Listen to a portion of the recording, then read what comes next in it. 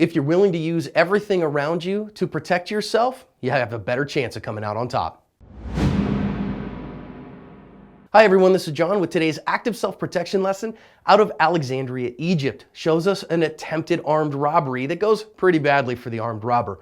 We're going to learn some important lessons here about keeping your distance from a knife-wielding robber, about using environmental weapons, and about what constitutes a win.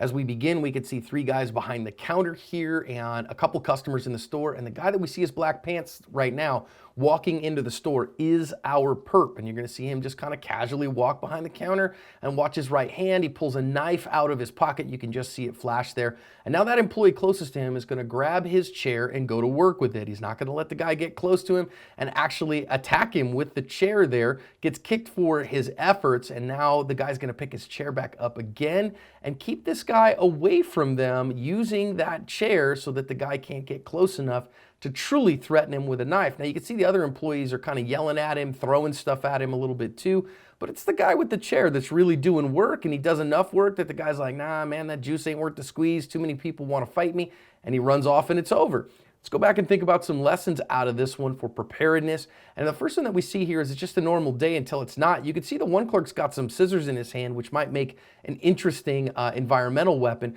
But you also notice that he's paying attention. You see that clerk with the scissors in his hand, who's all the way to our left, has his eyes on this perp. He sees him coming around the counter. Now, once you have awareness, that gives you the opportunity in order to make a plan and to do something about it so that when this guy pulls a knife, it's not completely out of the blue. You see him there, hey man, stay away from me. And I love that he uses the chair here and recognizes very quickly that a knife is a short range force multiplier. It only can work at the end of your hand and only works in a very, very short range. So using an intermediate range barrier like this chair can be effective. Of course, you got to watch out because we're going to see that guy grab a hold of this barrier and get it away from him. So it only is going to work for a time being, or unless you can keep it between you. And you also see here that he worked around it with his leg. You see the employee got kicked underneath that chair.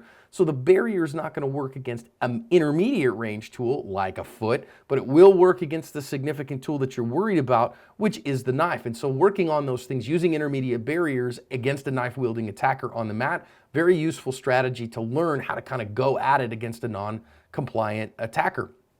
I love here that he's got the courage to go, nah, man, you're not going to get that from me. But you see him fighting there over the tool, over that intermediate barrier. So using these understandings, what we got to do is keep a knife-wielding attacker away from us where that knife is not effective. The guys all did that here, did a fantastic job of it. And because he wasn't able to close the distance, he wasn't able to bring his tool into the fight. So using those barriers, staying out of range, really effective way to use your partners together to cover your asp.